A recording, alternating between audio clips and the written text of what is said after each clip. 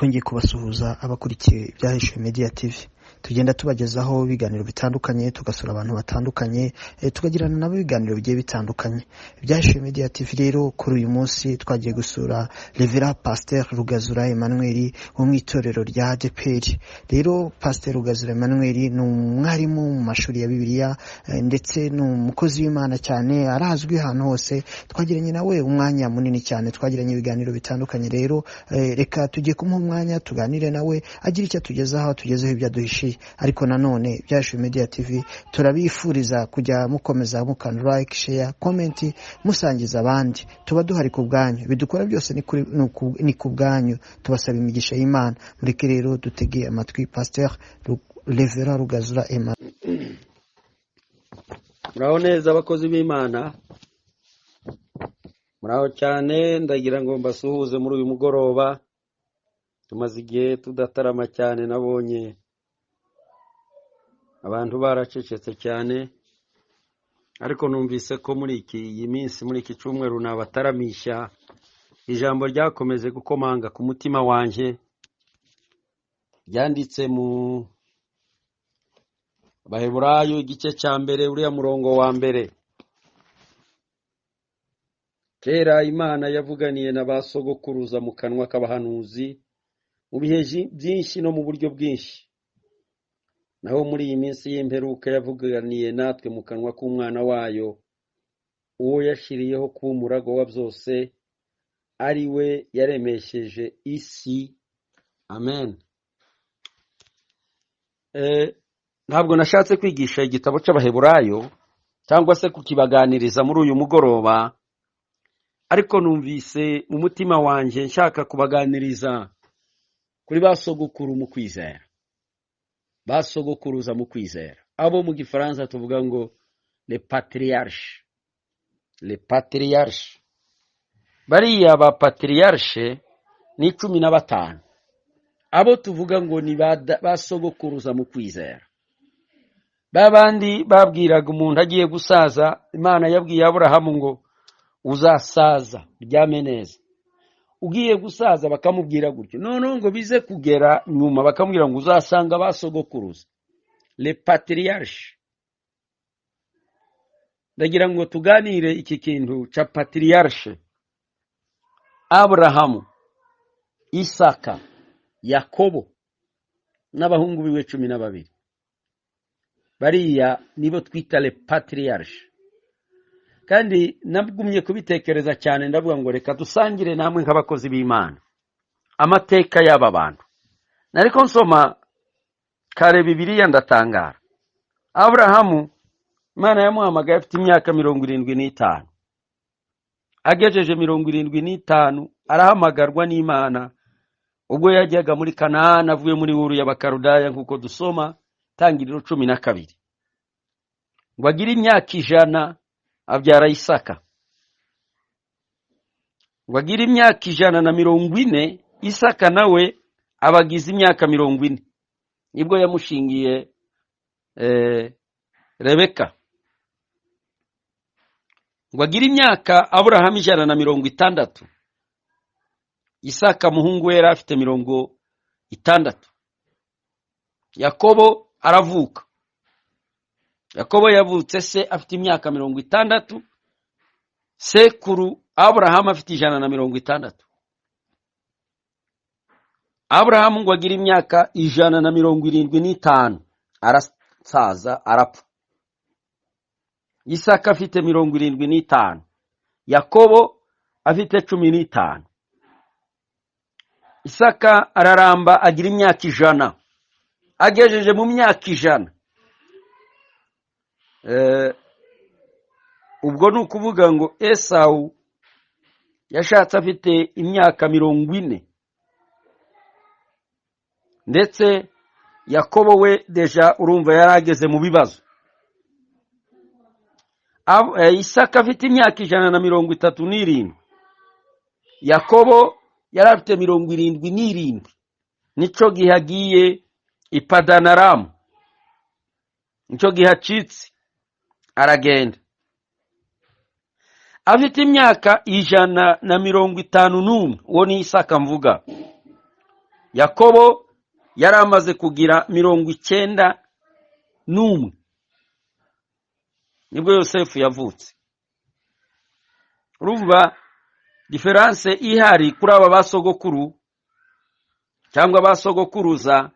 Isaka afite 151, Yakobo afite 91, Yosefu aravutse ngo aje kugira 157 Isaka, Yakobo agize 97 nibwo atashe agaruka ava kwa banyirarume asubira muri Kanaani, agira imyaka 168 Isaka, Yakobo afite 108, Yosefu afite 17 nibwo yaguzwe ajya muri Egiputa.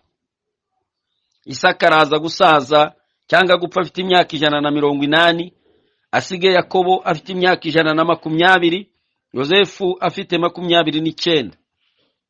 Imyaka 121 Yakobo yari amaze, Yosefu nibwo yari yimye kwa Farawo afite imyaka 30.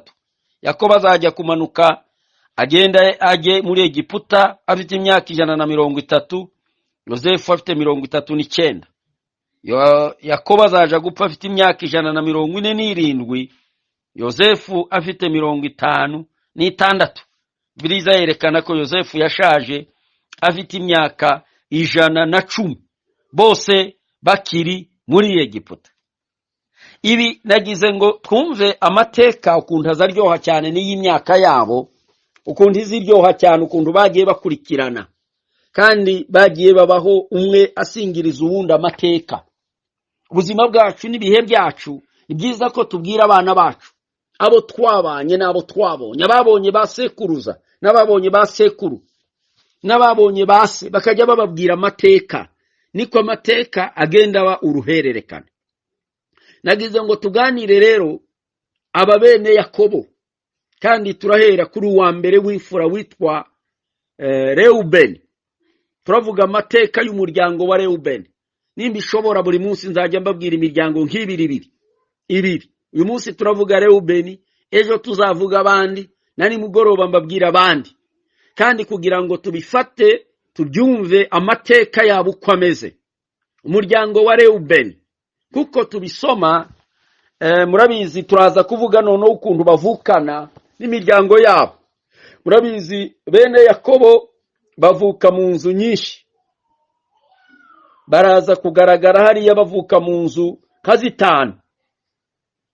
Hari inzu yo mwa Leya, hari inzu yo mwa Rasheli, hari inzu yo mwa Biruha, hari inzu yo mwa Zirupa, hari n'abandi babiri bene Yosefu. Murumva nabo ni inzu ya gatanu baraza kwinjiramo babe wa muryango. Nuvuga ngo patriarche iraza kugirwa na Abrahamu na Isaka na Yakobo n'abariya 12, babe noneho 15. Nabo ngabo rero tugira ngo tuganire. Abrahamu na Isaka na Yakobo murabazi mu itangiriro irabavuga cyane. Itangiriro rivuga abantu bane b'ingenzi bakuru cyane cyane, kiza kivuga Abrahamu, kikavuga Isaka, kikavuga Yakobo, kikavuga na Yosefu. Guhera ku gice cya 12 ukomeje gusoma nayo mateka yabara aho ngaho, nimwe yakenera muzayasoma. Nashatse kubabwira amateka ya bene Yakobo, ari wo muryango wa Israel. Reubeni w'imfura mwene Yakobo na Leya. Reubeni bisobanurwa ngo dore umuhungu, kuko Uwiteka yamumaze umubabaro wo kubura umwana. Reubeni uyu nguyu yabyaye abahungu 4. Uwa mbere yitwa Henoki, undi yitwa Palu, undi yitwa Hetironi, undi yitwa Karimi, kuko tubisoma mu itangiriro 46 umurongo w'9. Reka turebe imbibi Reubeni yahawe. Murabizi dusoma mu gitabo cya Yosuwa ukundu yagabuye igihugu. Abareubeni basigaye iburasirazuba bwa Yorodani. Epfo hari Moab, ruguru hari Galeyadi ari y'Abagadi, iburengerazuba hari inyanja y'Umunyu, iburasirazuba hari ubutayu bwa Siriya. Yafashe igihugu cy'Abamori, umwami w'Isiyoni aho yabaga. Iyo tubisoma hariya mu gitabo cya Kubara igice cya 21 uriya murongo wa 24. Reka turebe imigi y'ingenzi Reubeni yashoboye kubona. Bibiliya itwereka ko mu gihe bari bageze muri Kanaani cyangwa se bo bari hakuno, kuko bo batambutse, ni nabyo n'inyigisho ndende ibabaje yerekana ukuntu uriya muryango wa Reubeni, imfura ya Yakobo, itashoboye kwambuka ruriya ruzi itambutse Yorodani.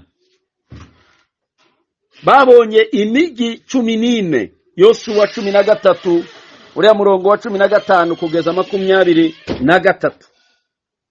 Babonye iyo migi yitwa ngo ni Arowe, Heshbon. Ariko muri iyo ngiyo turavugamwo 3 ya ngombwa. Tuvuge imigi 3 ya ngombwa igaragara hariya muri kiriya gihugu cyo kwa Reubeni, cyangwa se intara y'abareubeni.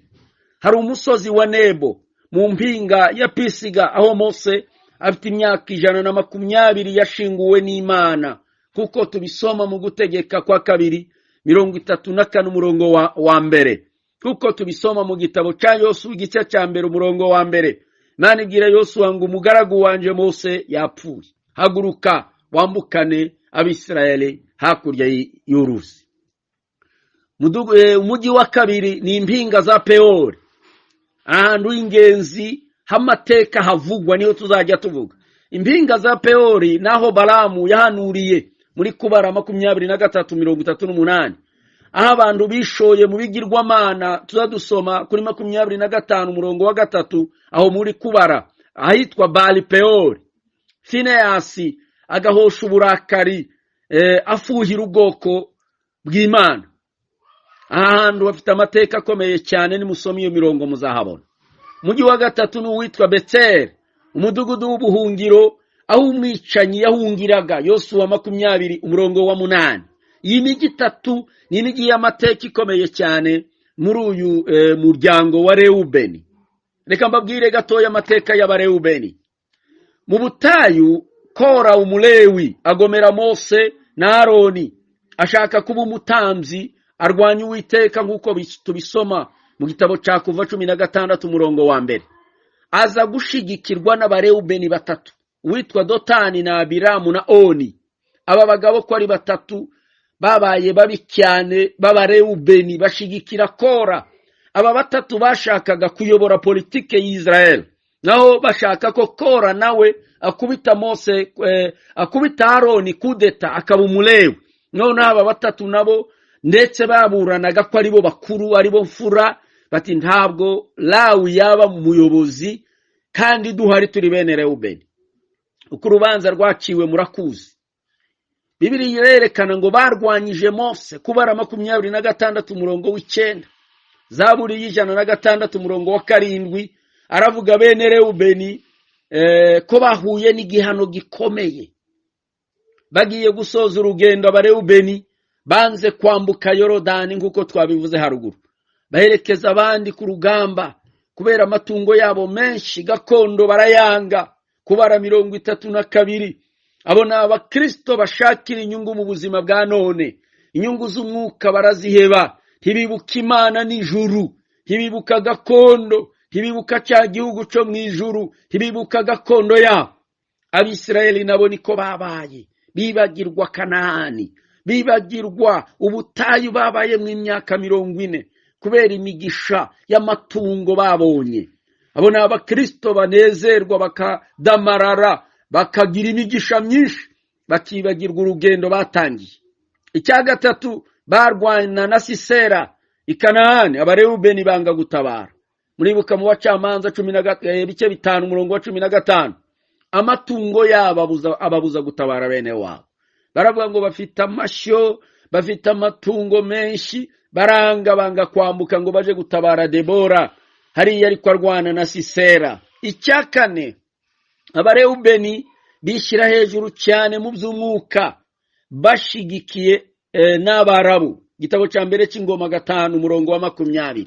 Icya gatanu, mu gihe cya Dawudi amaze kuba umwami, abareubeni baratabaye bagiye Heburoni n'umutima umwe, kuko dusoma mu gitabo cy'Ingoma 12 umurongo wa 37. Aratwereka neza ko umukristo atagomba kugenda ngo ahere, agomba kongera gukanguka. Natwe bavuga butumwa ntitugomba kubara gusa umuntu ibyaha yakoze mbere, ariko ugomba gukomeza kumukurikirana nk'uko Dawudi Imana yari yaramuhamagaye afite impano ikomeye zatumye agarura abarewubeni, baramutabara mu gihe yari i Heburoni yahamaze imyaka 7. Abarewubeni bari barambutse baja kumutabara. Abarewubeni bihaye gusenga ibigirwamana, Imana ireka abami b'Abashuri babajyana mateka, babajyana iminyago. Gitabo c'ingoma cya mbere 5:26 yaravuga ngo baragenda kugeza n'ubu. Biragoye cyane kubisobanura kugeza n'ubu. Mu gihe abanditsi bandikaga ibi bitabo, aba barewubeni bari barazimiye, ariko n'ubundi no mu Isirayeli si benshi bazwi, ariko bariho. Abarewubeni nibo basa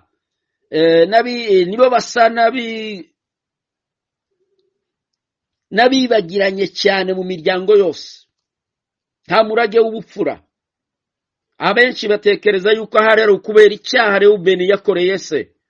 Nta muyobozi, nta mucamanza, nta muhanuzi cyangwa umwami wabonetse mu muryango w'Abarewubeni. Amateka yose ya Israel azayerekana ko nta wabayeho, uretse kuri ubu ngubu muri Israel hariho bamwe bari mu gusupira kuba ba perezida, abandi bakaba ba ministre w'intebe. Ubushize hari umwe wari umurewubeni kabisa, n'amazina yiwe yarabigaragazaga, yari mu buyobozi bwo hejuru. Ubuhanuzi kuri Rewubeni, Yohana yo dusoma mu Byahishuwe yabonye Rewubeni ashirwaho ikimenyetso ubwa kabiri nyuma ya Yuda. Ni mu bireba hariya muba y'Abisirayeli bashizweho ikimenyetso mu Byahishuwe, Rewubeni araza nyuma ya Yuda. Tuzabivuga tugeze kuri Yuda, turebe ukuntu yabaye uwa mbere. Icya kabiri mu gusana Israel no kubaka urusengero, Ezekiel arerekana Yerusalemu yitwa Yehova Shama, Uwiteka araha. Izina rya Rewubeni niryo rivugwa mbere hariya muri Ezekiel 48:31. Mu gusoza birerekana kuko umunyabyaha wazimiye, umukene utarakoze, tuzashobora kuririmba ubuntu bw'Imana butagira kagero tubonera muri Kristo Yesu. Kubw'imbabazi z'Imana, umuntu wazimiye ariko akagaruka, akaza kumva ijwi ry'Imana ageze kure, nawe azagaruka yinjire mu bugingo kuko yumvise ijwi ry'Imana. Kuko Rewubeni mu zabukuru yabashije kumva ijwi, yabashe kumvira no gutaba no kongera kugaruka, nubwo yagiye abura amahirwe menshi. Bibiliya iravuga nkuko Paulo avuga hamwe hariya ngo bazakizwa ariko nk'abakuwe mu muriro. Nagiraga ngo iri jambo ribafashe dutekereze basogokuru mu kwizera. Imana yavuganye na basogokuruza mu nzira nyinshi no mu buryo bwinshi, ariko muri iki gihe ko aravugana natwe mu kanwa k'umwana wayo, ko aravuganira natwe mu ijambo ryayo. Inyigisho za Rewubeni zidukangure tubashe kuba maso, ejo tutazatakaza umurage w'ubufura. Imana ibahe umugisha abakozi b'Imana ku bwa Yesu Kristo umwami wacu. Data ndagushimiye kuko duhaye umwanya wo kuganira n'abakozi bawe. Komeze kutwigisha aya mateka, atwigishe uburyo dushobora kwitonda no gukomeza uru rugendo twatangiye kugeza ku munsi